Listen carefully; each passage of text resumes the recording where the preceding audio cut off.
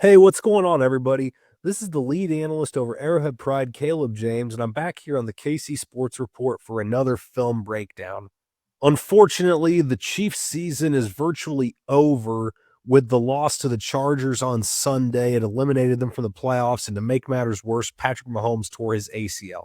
So we're going to shift a little bit. We've been doing these game breakdowns, but right now I'm going to start getting into some, rookie breakdowns, some new guy breakdowns, doing some individualized film reviews for guys. And I'm starting out with a guy who didn't play a ton of snaps this season, but I think he's got a big role in the future, and that's defensive end Ashton Gillotte. Chiefs drafted him in the third round out of Louisville in the draft this past spring, but this year he got his feet wet, and I do think the Chiefs have a role for him. So I'm going to kind of break down in this episode where I think some bright spots are for him, where I think he can improve in the future, and what kind of role he's going to play for the Chiefs in 2026. I hope you guys enjoy, but before we get going, make sure to go like and subscribe.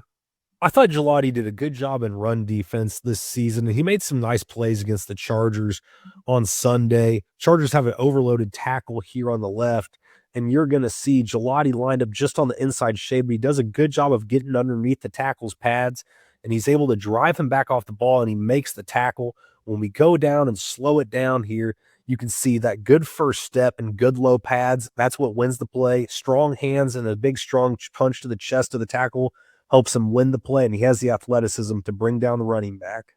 I definitely think one of the strengths of Gilotte's game is his short area quickness. You'll see on the snap here, the Chargers are trying to run like a little trap play, but he does a good job of getting off the center, and then the guard is not quick enough to beat him to the spot.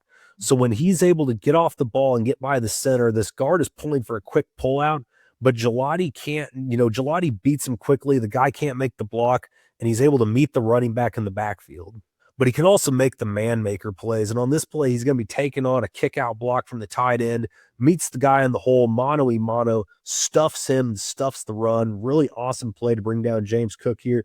And this tight end already has a running start, and Gillotte just stones him there. Great base strength and core strength. It's something he's always had, even when he was in college. Something Gillotte is going to need to improve on quite a bit as we are entering this next season is his flexibility around the edge. You see this play, he does do a good job to bend the arc and get back there, and he almost brings down the quarterback for a sack, but he just doesn't quite get there. He played a little heavier at Louisville, so this is something new to him, but you see he gets down with his hand in the stance.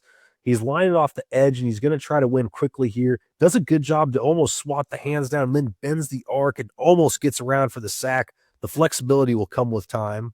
With his height and size, Gilotte's not the most natural interior rusher, but he does have good quickness, and I like that he has burst to bring out a quarterback, and he almost gets hand swipe here on the left guard. The second effort is going to help him to bring down Josh Allen. Allen just barely gets the ball away, avoiding the sack.